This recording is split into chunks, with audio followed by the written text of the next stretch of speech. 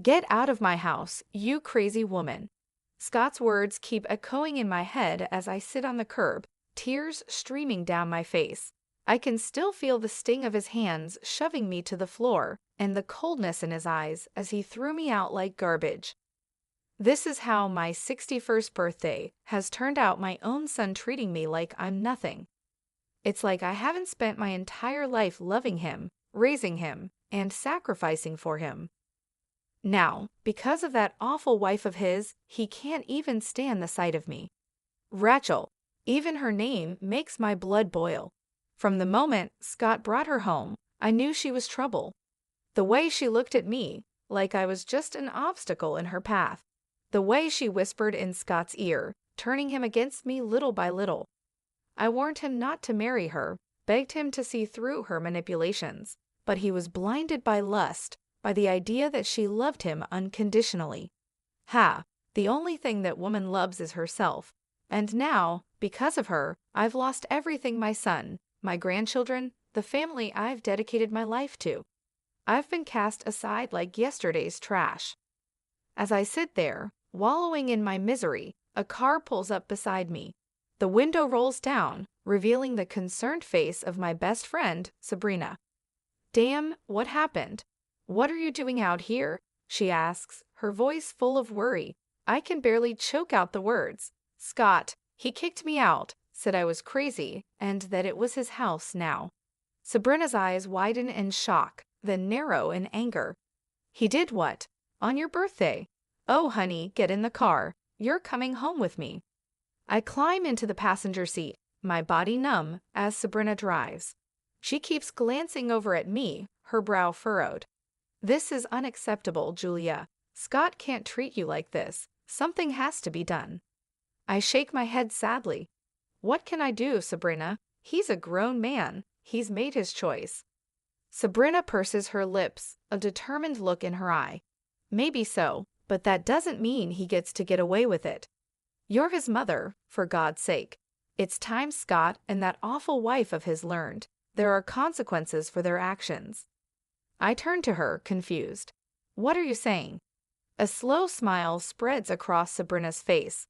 "I'm saying, my dear, that it's time for a little revenge, and I know just the person to help us get it." As we speed into the night, I feel a flicker of something I haven't felt in a long time. Hope. Hope that maybe, just maybe, I can make Scott and Rachel pay for the pain they've caused. That maybe karma will finally catch up to them. The day started off well enough. It was my birthday, and despite everything that had happened with Scott, I was determined to make the most of it. I spent the morning tidying up the house, putting up a few decorations, and preparing a special dinner. I even bought a cake from the bakery down the street, the one Scott always loved as a kid. Around noon, I called Scott, my heart fluttering with a mix of hope and worry. To my surprise, he actually answered. "Hey, Mom, what's up?" His tone was neutral, guarded. I took a deep breath. "Well, I was wondering if you, Rachel, and the kids would like to come over for dinner tonight. It's my birthday, and I thought it would be nice to spend some time together as a family." There was a long pause. I could hear muffled voices in the background, like he was discussing it with someone. Finally, he spoke. "Yeah, okay, we could do that. What time?" Relief washed over me. "How about 5 p.m.? I'm making your favorite lasagna." "Sure, see you then." He hung up before I could say anything else. The rest of the day passed in a blur of preparation and anticipation. By the time 5 p.m. rolled around, everything was perfect. The lasagna was bubbling in the oven, the table was set, and the cake was proudly displayed on the counter. Right on time, the doorbell rang. I practically ran to answer it, a huge smile on my face. But the moment I opened the door, my heart sank. Scott stood there, a scowl etched on his face. Beside him was Rachel, her lips curled into a sneer. The kids were nowhere to be seen. "Where are the children?" I asked, trying to keep my voice steady. Rachel let out a harsh laugh. "We decided it was best they didn't come. Wouldn't want them exposed to any more of your toxic influence." I felt like I'd been slapped. Toxic influence? What are you talking about? She stepped forward, jabbing a finger at me. Don't play dumb, Julia. We all know what a terrible mother you were. The way you turned Scott against his own father, the constant guilt-tripping and manipulation. It's no wonder he wants nothing to do with you. Tears stung my eyes. I looked to Scott, silently pleading for him to defend me, but he just stood there, arms crossed, saying nothing. That's not true, I managed to choke out. I've always loved and supported Scott. I would never do anything to hurt him. Rachel's eyes flashed with anger. Drop the martyr act. You're nothing but a selfish, vindictive woman who can't accept that Scott has moved on with his life, that he chose me over you. Something inside me snapped.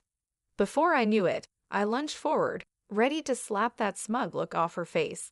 But Scott stepped between us, grabbing my wrist in a painful grip. Don't you dare touch my wife, he growled. You're pathetic, you know that? Coming up with this whole birthday charade, trying to worm your way back in. Well, it's not going to work. We're done with you. With that, he shoved me backward, sending me stumbling. I caught myself on the doorframe, tears now flowing freely down my cheeks. Scott, please, I whispered. I'm your mother. But he just shook his head, his eyes cold. Not anymore. Come on, Rachel. Let's go. I watched helplessly as they turned and walked away, slamming the door behind them. The sound echoed through the empty house, a brutal finality to it. There I stood, alone on my birthday, my heart shattered into a million pieces. I don't know how long I stood there, frozen in the aftermath of Scott and Rachel's cruelty. Minutes, hours, it all blurred together. The pain in my chest was unlike anything I'd ever felt before, a deep, aching void that threatened to swallow me whole. Eventually, I managed to close the door, my hands shaking. I stumbled to the couch, collapsing onto the cushions as sobs racked my body. How could he do this to me? My own son, treating me like I was nothing. I hadn't spent my entire life loving and caring for him. The sound of my phone ringing jolted me out of my despair. I glanced at the screen and saw Sabrina's name. For a moment, I considered ignoring it, not wanting to burden her with my problems. But the thought of facing this alone was too much to bear. I answered, my voice thick with tears. Hello? Julia, what's wrong? Did something happen with Scott? The concern in her voice was my undoing. I broke down, the whole story spilling out between gasps and sobs. Sabrina listened patiently, offering words of comfort and support. That's it, she said firmly when I finished. This has gone too far, Julia.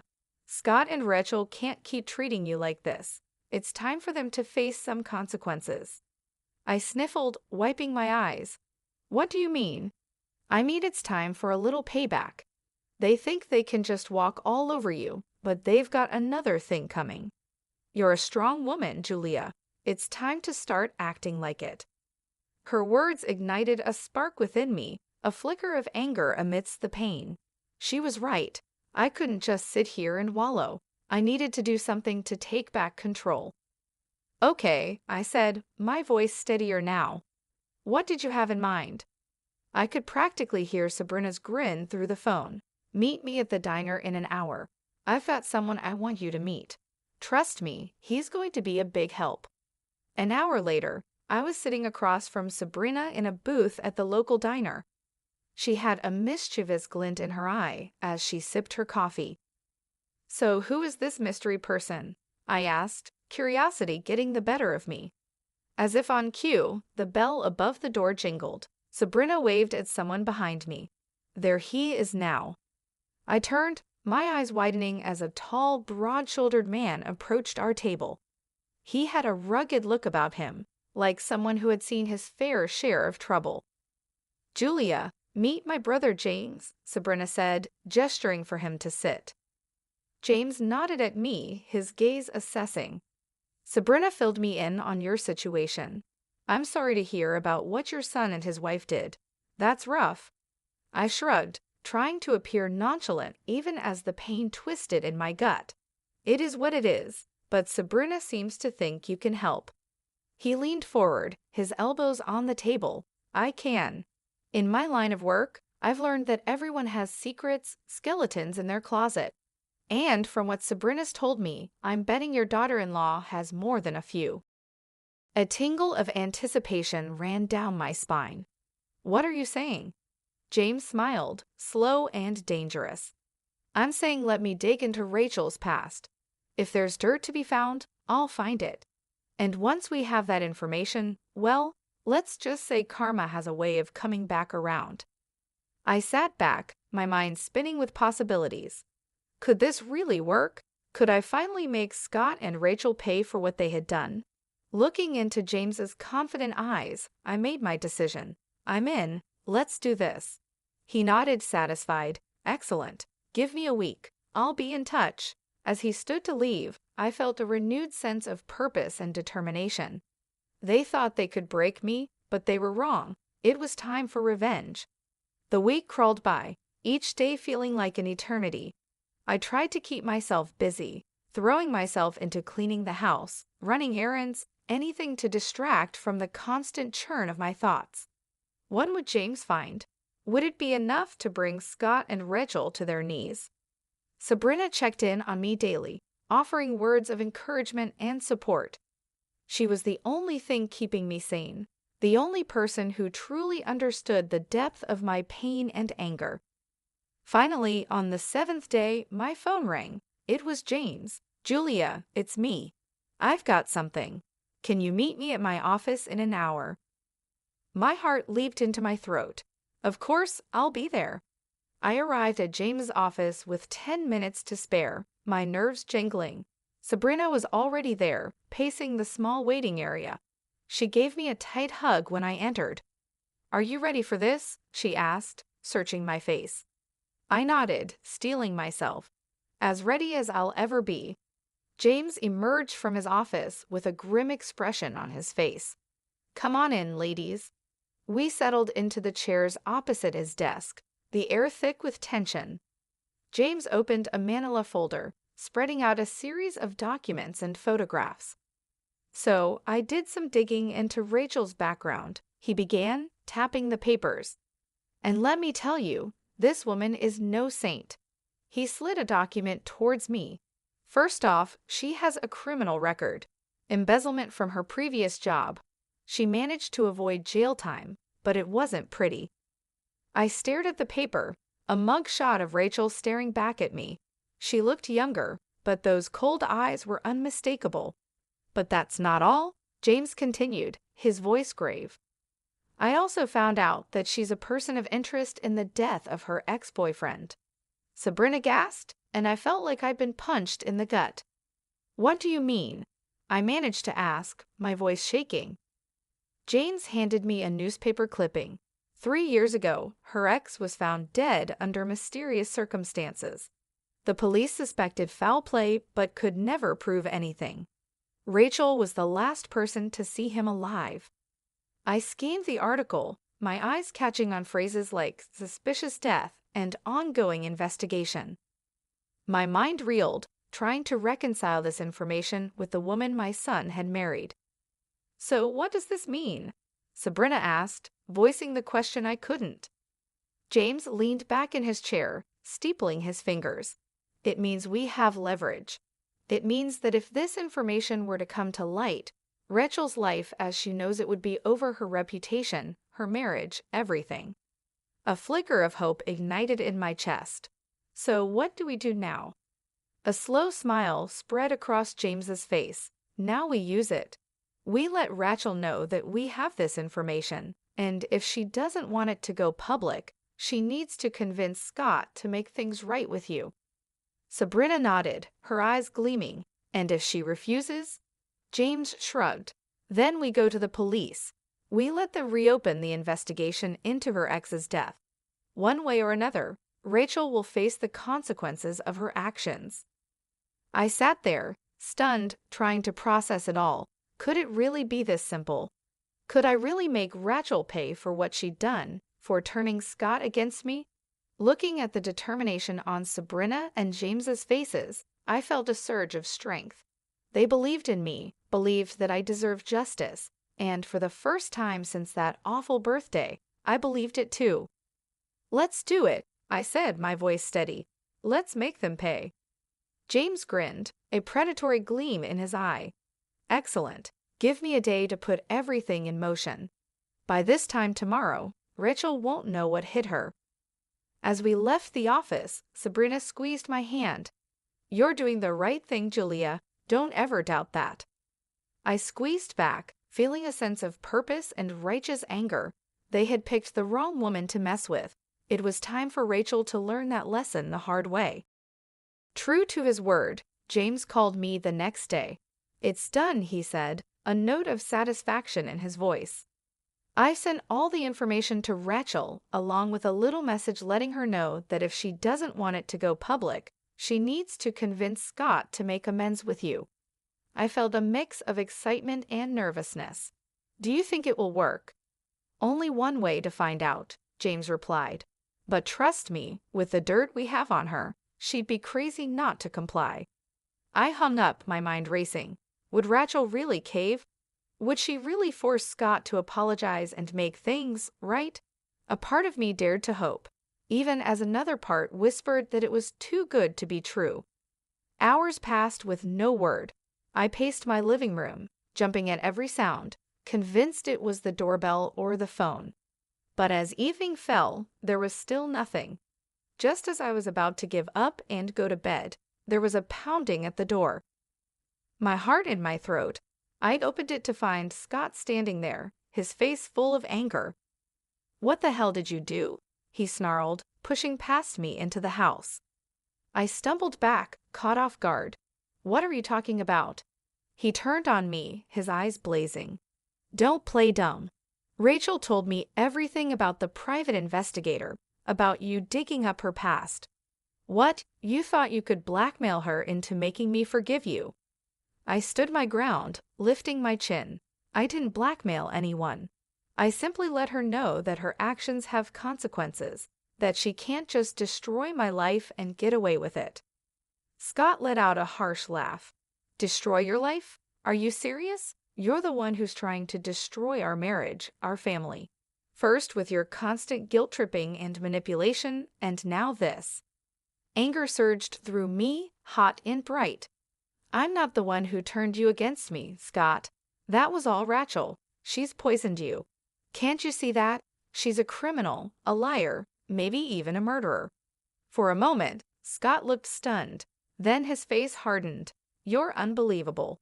You really think I'm going to believe your crazy accusations over my own wife, the mother of my children?" "They're not accusations. They're facts." James found proof. "I don't care what your little detective friend found," Scott roared. "Rachel is my wife, and I trust her. I love her, and nothing you say or do is going to change that." Tears stung my eyes, blurring my vision. "So that's it then? You're choosing her over me, your own mother?" Scott's jaw clenched. "You made that choice for me the moment you decided to pull this stunt. I'm done with you, Mom. Done with your lies, your schemes, all of it." He turned to leave, and panic seized me.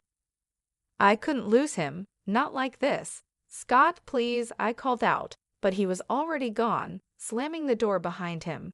The finality shook me to my core. I sank to the floor, sobs tearing from my throat. It wasn't supposed to happen this way. The truth was supposed to set me free, to bring Scott back to me. Instead, it had only driven him further away. Through my tears, I heard my phone ringing. It was James. I answered, my voice thick and shaky. "Julia, what happened?" "Did it work?" A bitter laugh escaped me. "No, it didn't work. Scott, he's gone. He chose Rachel." There was a pause, then James spoke, his tone determined. "Then we move on to plan B. We go to the police, get them to reopen the investigation into Rachel's ex's death." I shook my head, even though he couldn't see me. "What's the point? It won't change anything." Scott made his choice. "This isn't about Scott anymore," James said firmly. "This is about justice, about making sure Rachel pays for what she's done, one way or another." I closed my eyes, exhaustion and grief washing over me. Could I do it? Could I really destroy my son's wife, the mother of my grandchildren? But then I remembered the look in Scott's eyes, the venom in his voice, the way Rachel had smirked so smug and self-satisfied. They had brought this on themselves, and now they would face the consequences. Okay, I whispered, a new resolve hardening in my chest. Let's do it. Let's make her pay. The next few days were a blur of activity. James and I gathered all the evidence he had collected, organizing it into a neat package to present to the police. Sabrina was a constant presence, offering support and encouragement when my resolve wavered. Finally, the day arrived. We walked into the police station, heads held high, ready to blow the lid off Rachel's sordid past. The detective listened intently as we laid out our case, his brow furrowing as he examined the documents and photographs. When we finished, he sat back, a grim expression on his face. "This is serious stuff," he said, tapping the file. "If what you're saying is true, we have grounds to reopen the investigation into Miss Michael's ex-boyfriend's death." I felt a surge of vindication. "It is true, every word of it," I affirmed. The detective nodded. "All right then, leave this with me. I'll get the ball rolling." We left the station, a sense of anticipation thrumming through me. It was really happening. Rachel was finally going to face the music. 5 days later, I received a call from James. "Turn on the news," he said, a note of triumph in his voice. I did as he said, my heart pounding as the anchor's face filled the screen. "Breaking news," she announced, her expression serious. "Local woman Rachel Michael has been arrested in connection with the previously unsolved death of her ex-boyfriend, Andrew Huberman. New evidence has come to light, prompting police to reopen the investigation." I watched, transfixed, as they showed footage of Rachel being led out of her and Scott's house in handcuffs, her face a mix of shock and anger. Scott followed behind, looking stunned and lost. A fierce satisfaction burned in my chest. She was finally getting what she deserved. But my joy was short-lived. The news report went on to describe how Scott had to use their savings to post Rachel's bail and hire a lawyer. It was a financial blow, one that would undoubtedly strain their marriage. I should have felt guilty, knowing that I had played a part in their hardship. But all I could think was that it served them right. They had brought this on themselves with their cruelty and deceit. Over the next few weeks, I watched from afar as the drama unfolded.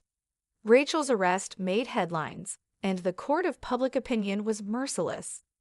Speculation ran rampant about her involvement in her ex's death and what other secrets she might be hiding. Scott put on a brave face, standing by his wife in public, but I could see the toll it was taking. He looked haggard, worn down by the constant scrutiny and whispers. A part of me yearned to reach out, to offer comfort and support, but I hardened my heart, reminding myself of the way he had cast me aside, the vicious words he had hurled at me. He had made his bed, and now he would lie in it. One afternoon, as I was returning from the grocery store, I spotted a familiar figure on my doorstep. It was Scott, his shoulders slumped, his eyes red-rimmed. For a moment, I considered ignoring him, pretending I wasn't home, but curiosity got the better of me. "What do you want?" I asked coldly as I approached, my arms laden with bags. Scott looked up, his expression a mix of exhaustion and desperation. "Mom, I need your help." I raised an eyebrow. "Oh, now you need my help. What happened to being done with me and my schemes?"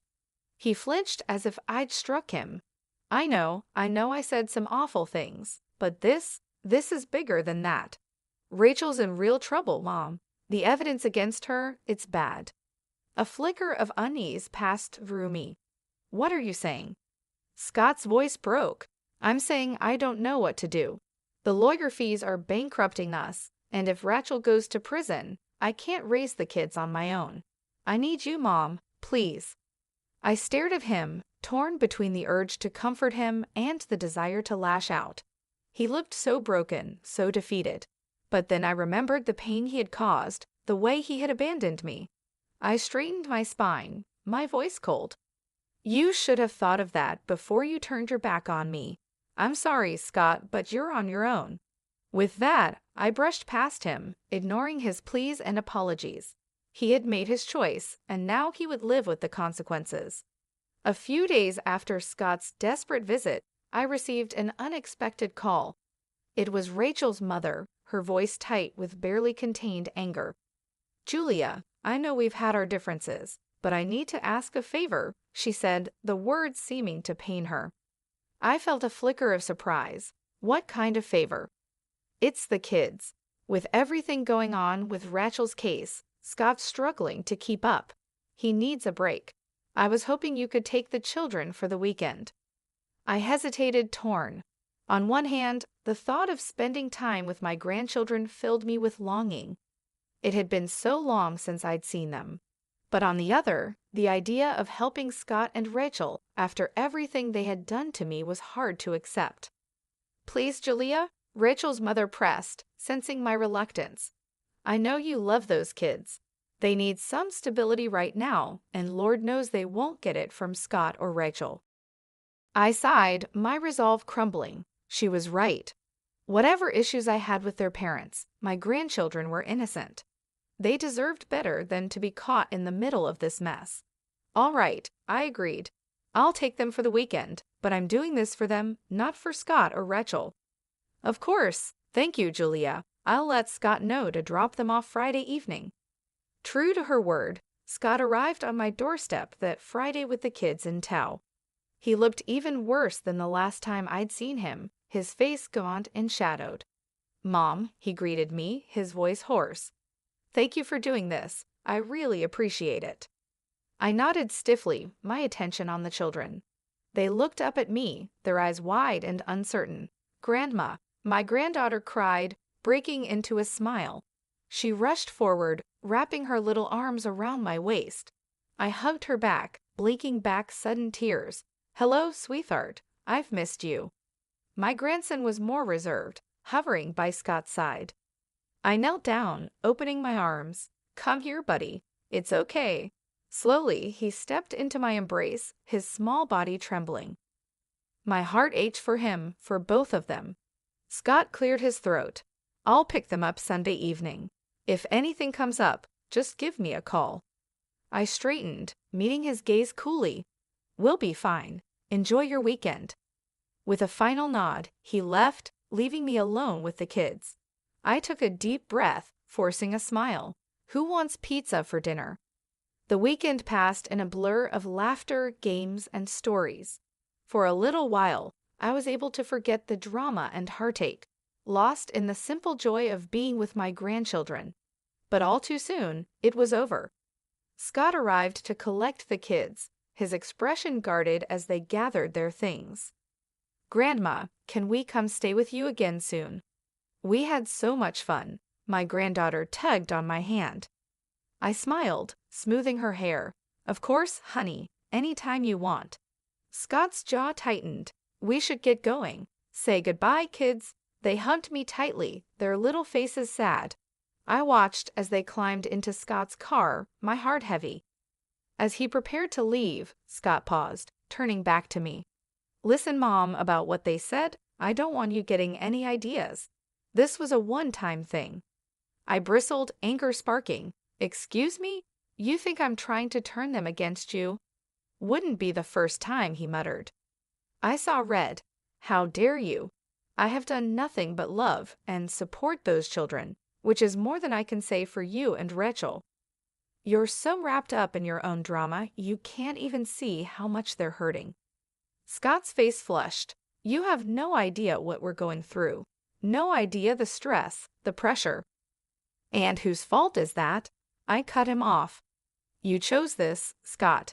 You chose Rachel and all the chaos that comes with her. Don't you dare put that on me. He stared at me, his eyes hard. This isn't over, Mom. I won't let you poison my kids against me the way you did with Dad.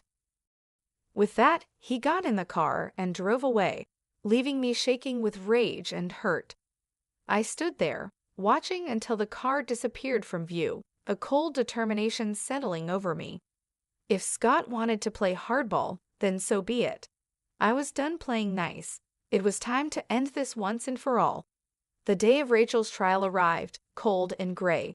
I dressed with care, choosing a somber black suit that radiated quiet authority.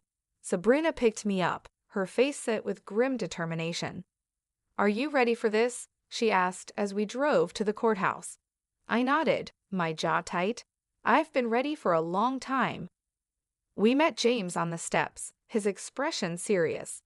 "I've got a surprise for you," he said, leading us inside. I tracked down Andrew Huberman's family.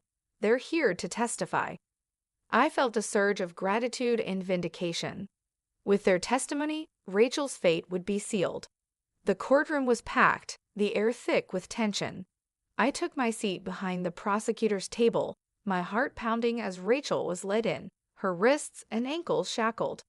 She looked pale and drawn, but her eyes still glittered with malice when they met mine. Scott sat stiffly beside her, his face a mask of conflicting emotions. I looked away, focusing on the judge as he called the court to order. The trial was grueling and emotional. The prosecutor laid out the evidence against Rachel in damning detail, painting a picture of a cruel, calculating woman who would stop at nothing to get what she wanted. But it was the testimony of Andrew Huberman's family that truly sealed her fate. His mother, a frail silver-haired woman, spoke of her son's kind heart, his bright future cut short. His sister wept as she recounted Rachel's controlling, abusive behavior and how she had isolated Andrew from his loved ones. Through it all, Rachel sat stone-faced, her eyes cold and empty. Scott grew more and more agitated, his knee bouncing, his hands clenched into fists. Finally, it was time for the verdict. The jury filed back in, their faces somber. The foreman stood, clearing his throat. In the matter of the state versus Rachel Michael, on the charge of murder in the first degree, we find the defendant guilty. The courtroom erupted in gasps and murmurs. Rachel's face drained of color, her mouth falling open. Scott leaped to his feet, his chair clattering to the floor. "No," he shouted, his voice raw with anguish. "No, this is wrong. She's innocent." The judge banged his gavel, calling for order. "Mr. Michael, control yourself, or I will have you removed from this courtroom." Scott subsided, collapsing back into his seat, his head in his hands. Rachel turned to him, her expression desperate. "Scott, do something. You can't let them do this to me." But Scott wouldn't look at her, his shoulders shaking with silent sobs. The bailiff stepped forward, preparing to lead Rachel away. I watched with a strange mix of emotions swirling within me. Triumph, yes, but also a hollow sort of sadness. It had come to this, my own son broken and humiliated, his love life in ruins. As Rachel was escorted out, she turned back, her eyes locking with mine. In that moment, I saw the depth of her hatred, the venom in her soul.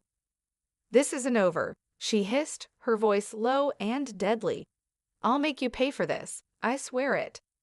I met her gaze steadily, unflinching. "You've already paid, Rachel. You made your choices, and now you'll face the consequences. Goodbye." With that, I turned and walked out, my head held high. It was over. Justice had been served. But even as relief washed over me, I couldn't shake the lingering unease. Scott's anguished face haunted me. Had I gone too far? Had my quest for vengeance blinded me to the collateral damage? I shook my head, pushing the doubts aside. No, Scott had made his bed, and now he would lie in it. He had chosen Rachel and turned his back on me. Now he would have to live with the fallout. I stepped out into the cold gray day, drawing my coat tighter around me. It was time to move on, to build a new life for myself. A life without Scott, without Rachel's toxic influence.